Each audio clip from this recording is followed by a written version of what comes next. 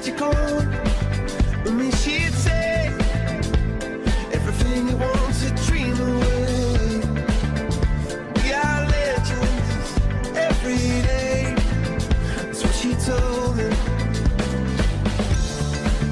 Turn your magical.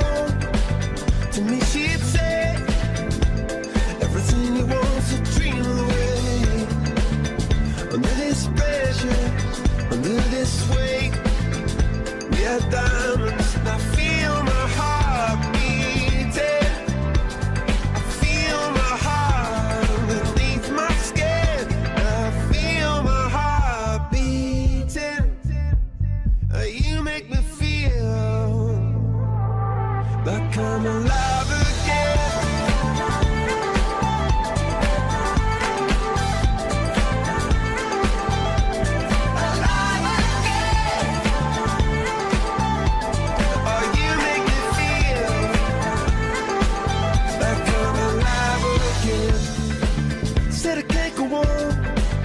Not in this way. I'm a dream that died by light of day. Gonna hold up half the sky and say, Hello. Welcome to Personal Development. My name is Jessica Vadagas. I am your host. I am glad to see everybody here with your cameras on. Hello, Miss Rachel. Hi, Miss Joyce. Good to see you. Good to see you, Miss Carrie, Christina, as always. So we're here to become better versions of ourselves. And what I want you to do is chat down below and put where you're coming from, city, state, and country. Also, your profession and your favorite book and audio or a podcast that you're currently listening to. That would tremendously help us. So in this session, it's going to be about 30 minutes, and we're going to go over 4 topics, and which we will play for a video for about 10 minutes, and then leave the rest for interaction. So you want to eliminate all distractions to allow this time to focus. Take this time as session as a one-on-one with the presenter, and as if they're talking directly to you. Take copious good notes and think how you can apply these to your current goals. So I'm going to pass the call over to our presenter, who is going to show us and coach us on live. So Jonathan Thomas, the stage is yours. Thank you. Awesome. Well, thank you so much, Jessica, and good to see everybody. Miss Rachel, always a blessing to see you. Miss Carrie, you already know, good to see you as always. Miss Christina, incredible. Good to see you, Miss Melody. Miss Joy, always a joy to see you. So good to see everybody. I'm excited for today, guys. We got a great call for every one of you. And, guys, I love personal development because this is a time where we get to learn from each other and also be able to take these skills and apply them to your job, your business, and whatever else you got going on, family. This is not just linear, guys. This is broad, right? You can do a lot of stuff with just getting better as a person. So I'm going to do a few things right now. I'm going to pull up some slides. Before we get into the video, just make sure that, you write down, take some notes. You want to have a major point, major highlight that you learned from the video and from the teaching that you hear today. And then you want to make sure that you think about an action that you want to do differently right after the video, okay? And it could be something small. I want you to take note of that. It could be something very small. It could be something that you want to work on daily. So just remember, guys, it's just small habits, okay? Now, last week, we had a really good video from a Mr. Inky Johnson, right? If you were here last week, you know what I'm talking about. It was incredible. Great teaching from Inky Johnson. Today, we're going to go back to some old school. And I just felt the need to go back to this, especially with a year of leadership. John C. Maxwell, we all know who he is, right? He's a best-selling author, speaker, pastor, leadership development. He is called to developing leaders. That's what he loves to do. We're going to talk about that today. And, you guys remember last year we went over, the 21 Irrefutable Laws of Leadership. Incredible book. If you have not read that book, you want to make sure you read it. But today we're going to go over a law that is probably the most difficult law. And you're going to hear that today. It is probably the most difficult law to inherit or know, or even develop yourself to have. And it is the law of intuition. We don't really go over this a lot, but I'm here to tell you this is a law that I believe that if you really understand and learn to be able to get yourself ready for timing in business, timing in life, you know, difficult times that may require your time to be allocated. And maybe you see things in a whole new way. Now, us people who are of the faith, you may call this discernment. And I think it's a very hard thing to grasp, but I want you guys to listen today because I really believe this is going to change your lives once you hear what he's going to say. So we're going to clear up the video. And again, this is John C. Maxwell, 21 Irrefutable Laws. Everybody just give me a thumbs up if you can hear it. And off we go to the movies. The eighth law is the law of intuition. And the law of intuition says, basically, leaders evaluate everything with a leadership bias. Now, let me say something about this law, the law of intuition. This is so important. In fact, let me say this. The best leaders, when I shared with you on one of the other leadership laws, the law of process, about our leaders born, and I told you that some people are born with leadership leanings, let me just say this. Of all the 21 laws, this law is most closely associated with people that have what I call leadership leanings. If there's a law for, quote, the natural born leader, it's the law of intuition and it's the law of timing. Because those are the two most difficult laws to learn. They're the two most difficult laws to teach. And so therefore, while I'm teaching them to you, I want you to understand, I realize I have a major task in front of me for the next few minutes. And the reason they're the most difficult to teach is because intuitiveness and timing are very subjective. And only people that have natural leadership bents naturally pick them up. So if you don't have natural leadership bents, you can learn to be intuitive, but it's going to be a long process. I promise you that. But let me give you the flip side for a moment. Probably no law of leadership puts a leader at an advantage more than the law of intuition. And let me tell you why. In the law of intuition, basically, it allows you, the law of intuitiveness allows you as a leader to see things and sense things more quickly than anyone else, and it gives you a distinct advantage of a leader. Let me give you an example of that. I can win a 100-yard race against the fastest human being in the world if there is a condition. Look at this body. There has to be a condition. I can run a 100-yard race against the fastest human being in the world if I get a 50-yard head start.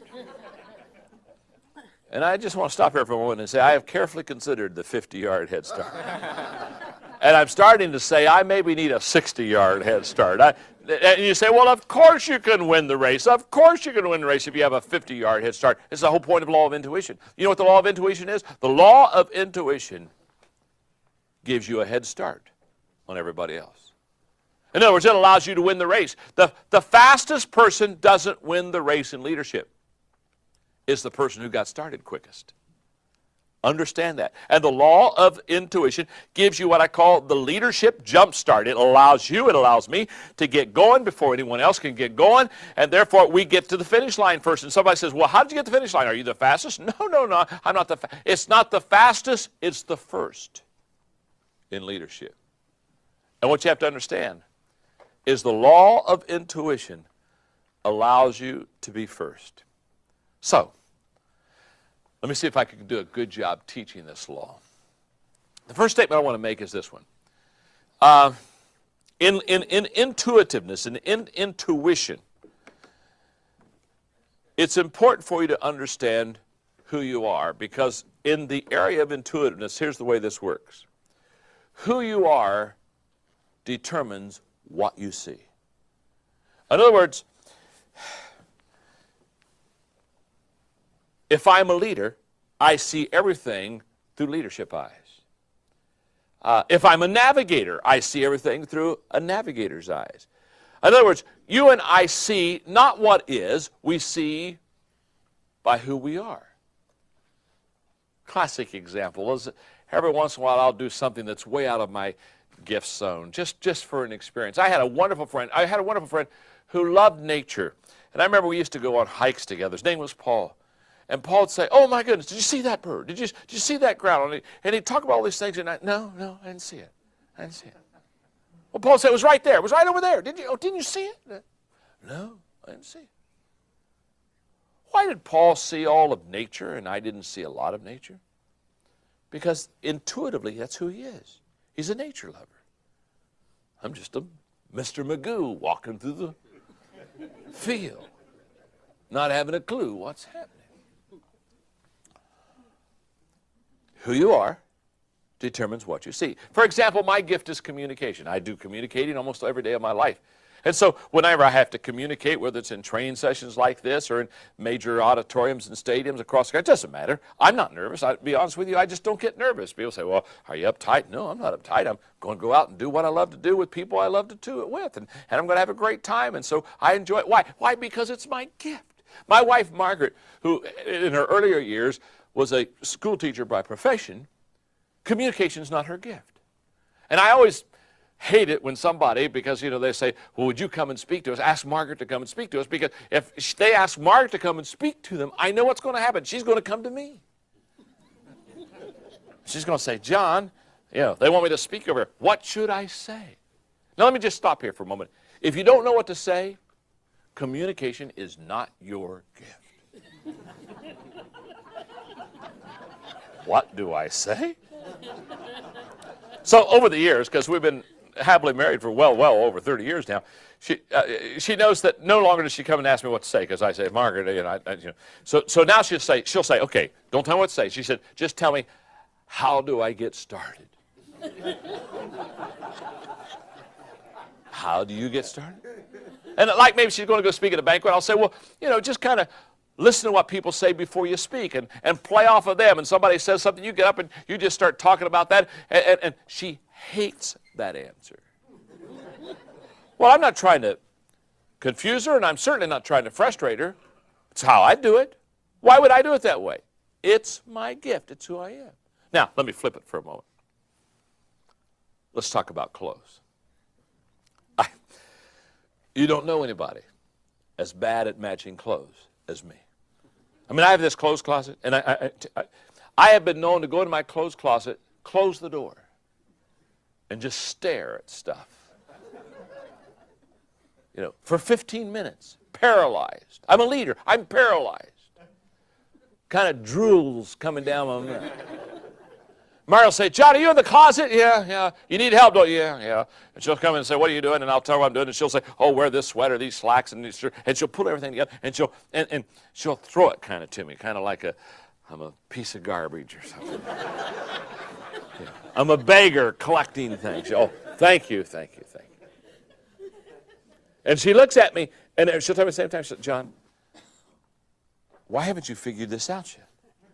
Because she'll go into the same, she'll try to help me with colors, and she'll tell me all these principles and all these laws of the clothes closet.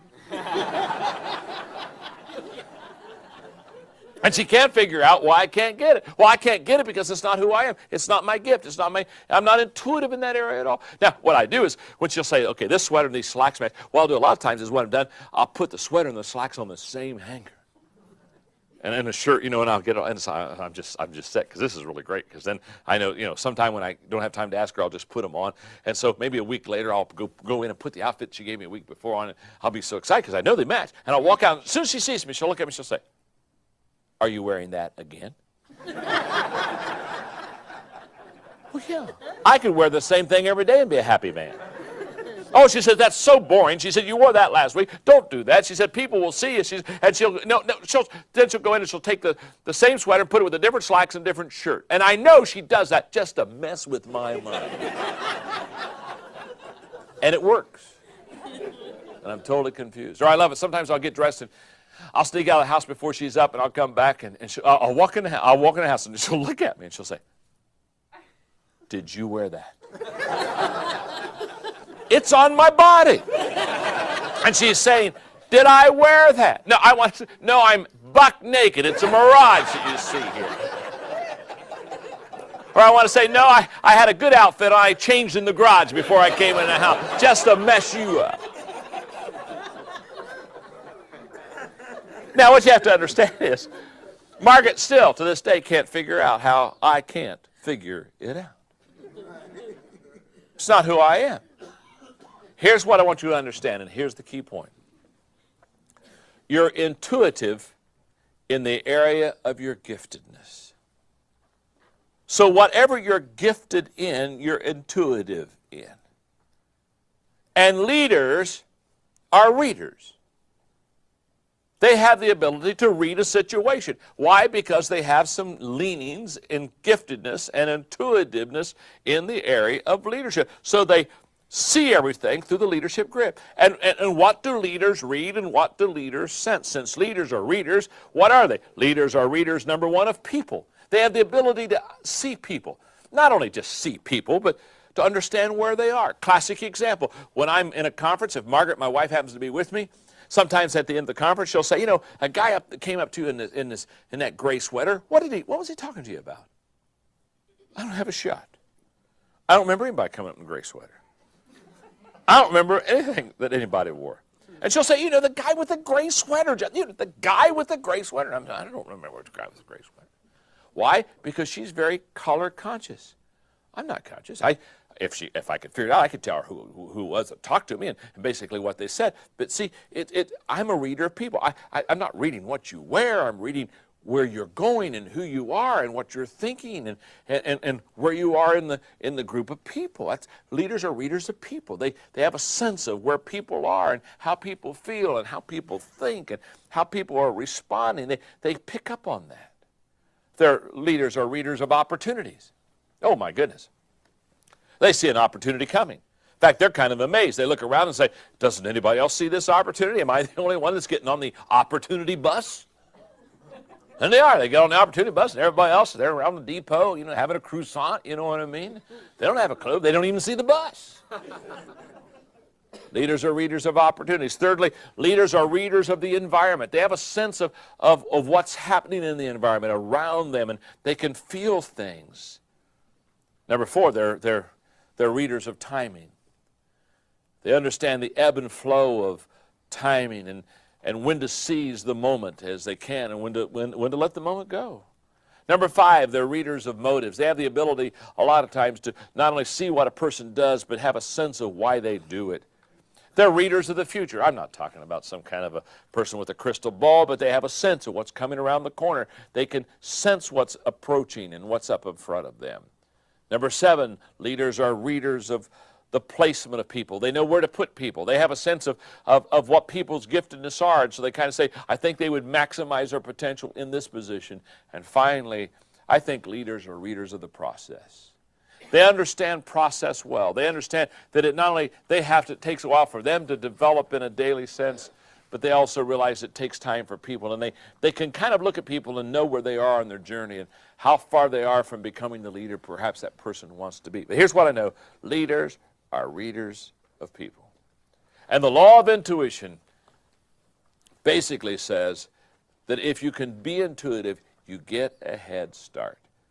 Now, one more comment before I go to the next law.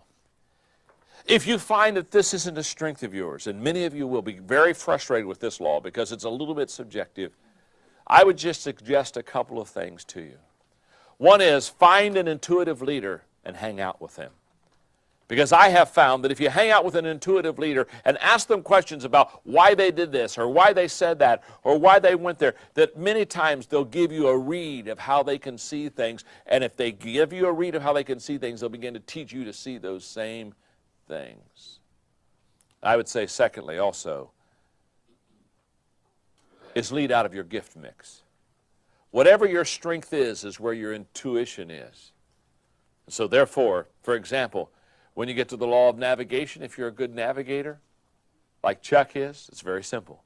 What you do is you start leading out of the day-to-day navigating with people, and you'll find that you're very intuitive in that area. Stay to your strengths, because it's in your strengths that you can lead people effectively.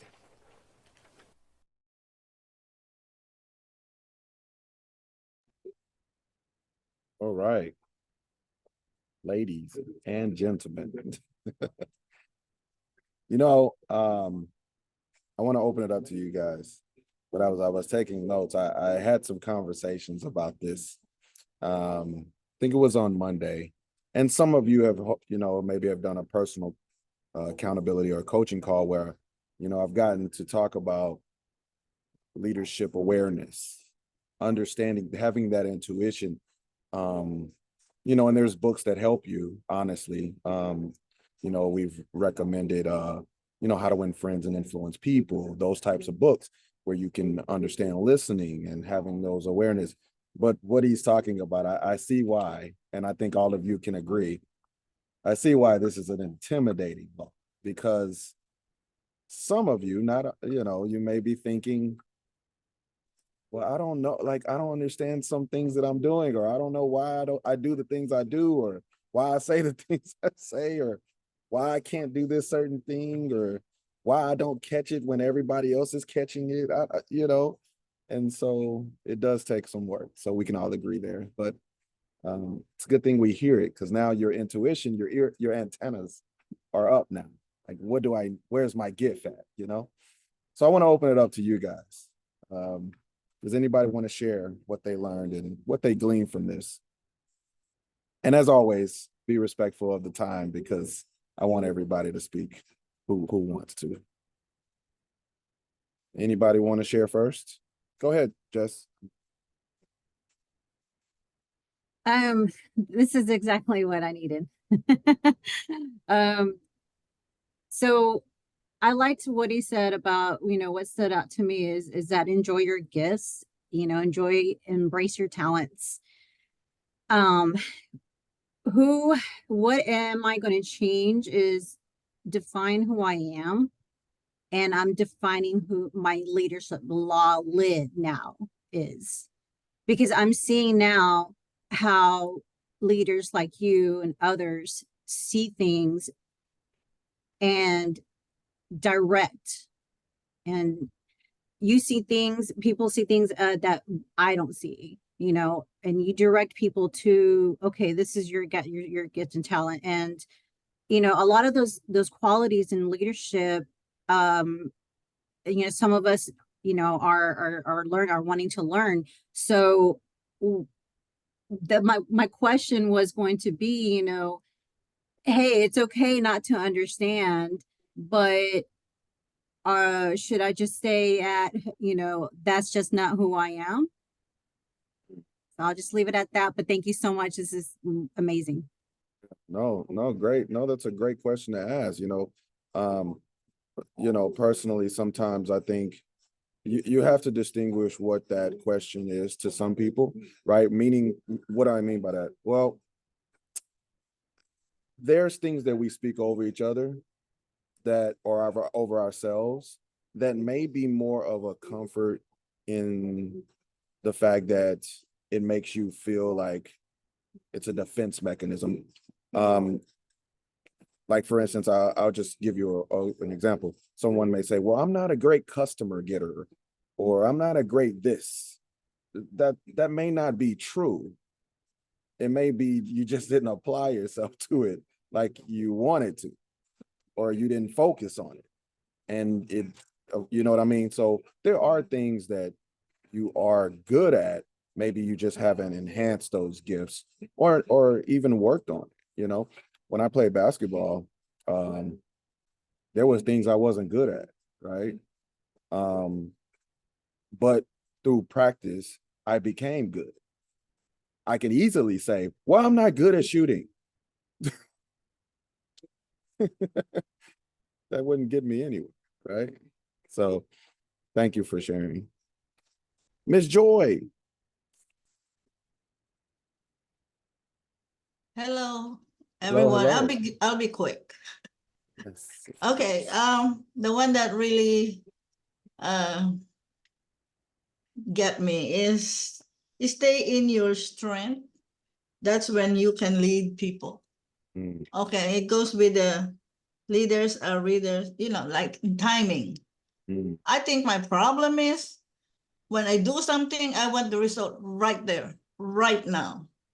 You know, I don't know how to go on the timing thing, or I don't want to wait, or I'm not capable of waiting.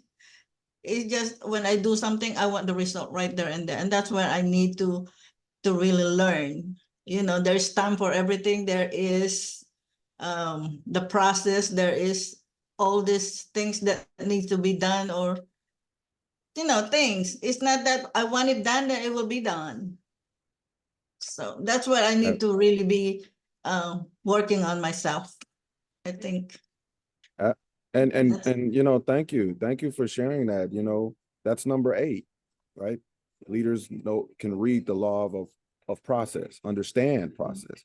But it's not your fault, Joy. I do want to say this really quick.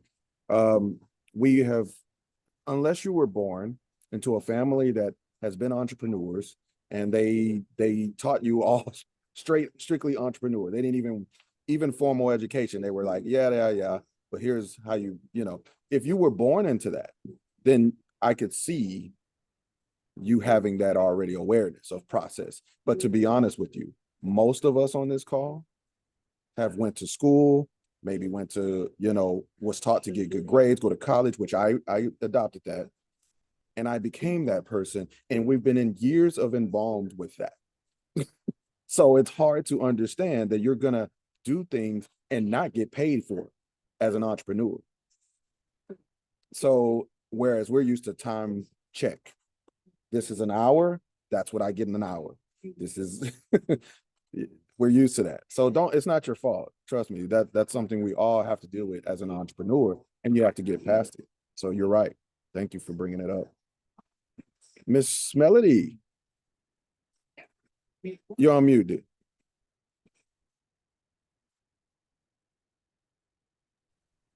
Hello, everyone. How everybody doing? Wonderful. What I got out of this here, most definitely procrastination. Don't procrastinate. And do not overthink things. I realize with that, I have a bad habit of overthinking things. When you overthink things, it takes you out of perspective and it takes you longer to get to the job. Also, another thing that I like with the leadership too, yes, I did come from the era where you go to school, you get a good education, but now it's starting to give me an open mind on how to guide my grandkids. I don't want them to believe in go to school, get a good education, get a good job. I'm at that point now. Dealing with ACN is a great opportunity. It's opened my mind up more so I can be able to help them along the way. And that's what I got out of this. Absolutely. And work for myself more. Yes, no, thank you. It's a great observation, Ms. Melody. And you're right. We're in a school. That's one thing I do appreciate. One of the biggest things I appreciate about, you know, the ACN platform is that you're in business school and you can do it part-time, spare time, and learn and grow. And that's the part that I think is mishandled in this business. Instead of worrying about just money, you know, you have to grow to get that, to achieve that. And so you're right, you know, and you know, one of the darkest times in my life was when I graduated from college and I couldn't get a job. I was in great deep depression, which actually is the reason I'm in the, you know, I got my faith. You know, the Lord used that. But I will tell you, that's why I'm so passionate about entrepreneurship. It's because people can say, oh, I got a good degree. I'm dating myself. But 2005 when I graduated college. So imagine now, people aren't getting jobs graduating college. You can't just, let's just be honest. It's the truth. So yeah, you're right. Thank you again for sharing that. I appreciate it. Anybody else want to share? I know we getting short on time, but go ahead. Miss I have Rachel. A quick thing. Yeah. I have a pretty good read on people, like intuition wise. So law of intuition, I get. Yeah. What I struggle with is once you have intuition, you can read people, you know their emotions, how they're feeling, even when they're not saying it, all of that.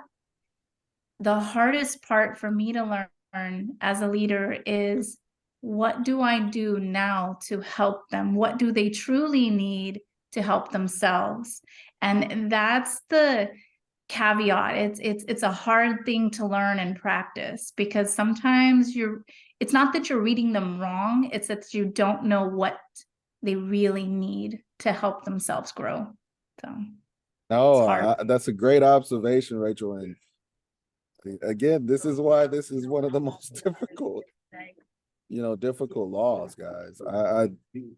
I'm looking at all these things, and just to go back to the recap so we can all be on the same page before we leave this call. The fact that he said, leaders are readers, they read situations. They're a reader of people, like you just mentioned. They're a reader of opportunities. They're a reader of, number 3, they're a reader of the environment. How is the temperature of the environment? That's key. They're a reader of timing, when, just putting this in ACN terms, when they throw out a bonus, or what's coming, what to navigate to and where to put your focus on, those types of things, motives, understanding motives, future, right? Number 6, they're a reader of future. Number 7, a reader of placement of people, knowing where people get their most effective to help them enhance their gifts. And then, of course, the one that Ms. Joy was talking about was the law of process, or the reading of process for a person who's a leader, who's intuitive. So you're right. It's a difficult. Miss Biney, and we'll Yes, we'll- sir. we'll end with you. Go ahead. Okay, I wanted to say something really quickly, please. So to be a reader, you have to have discernment. Yeah. That's a biblical gift. Yeah. So that's something we need to pray, for God to grant us discernment to be able to read the environment and people and all that. And I've realized that it's really hard to discern when there's a lot of distraction. Yeah. So in this day and age where there's just so much distraction, we have to be intentional when it comes to that, to be Yes. able to read people and read the environment and do all that. We have to, cut out some of the distractions to be able to discern and read. Yeah. So thank you. Absolutely. Yeah. Discernment is a very key. I will echo that. Thank you so much on the input on that. Again, intuition and timing, guys, is very key. I wrote something down, and I want to leave you with this. An intuitive leader, we're talking about 2024, right? See, an intuitive leader, most people let the year get to them to change. Where an intuitive leader, they get to the year with daily progression. They get to the year. Most people let the year get to them, and then they want to make a change. So as an intuitive leader, you already have made New Year's resolutions before the new year. And that's what I think he's trying to get to us when he was talking about him running a race and being 50 yards ahead of the fastest person to run. He'll win because he's 50 yards ahead, not because he has the great skill, but because he was intuitive. He saw that area that he needed to improve. So I leave us all with this. Whatever area you feel like you need to correct, go ahead and jump on that and be intuitive. Don't wait, like Miss Melody said, procrastination. Don't wait on that. Go ahead and get to it because as you wait, there are people that are jumping on their habits and stuff early, and they just learn faster. You know, we all know that, right? As we get older, you know, not you, Miss Joy, because you're only 25, but for the rest of us that are older, okay, how many times you get older in life and you're like, man, I should have did that and that, but now I'm good, but I wish I would have did that. Well, that's why we do it early, and we teach that to the younger generation. Get to it early. Don't procrastinate. Be intuitive. So I thank you guys so much for all you do. You continue to be a light. Go spread your wings. Go enhance those gifts. Pray for discernment, like Miss Faustina said, and let's make sure that we help others in that process. So that's our mantra. So bring people next week. That's another thing. Please bring people next week so they can learn and be ahead and not, be behind and wait for the year to get to them. So I appreciate you guys. Love you guys. Thank you so much for all you do, and continue Thank to you. enhance your lives. Thank God bless you. Thank you. God bless. Thank you. Thank you. Bye. Bye, Thank Have a you. good day, everybody. everybody. What day is it? Bye-bye. 17.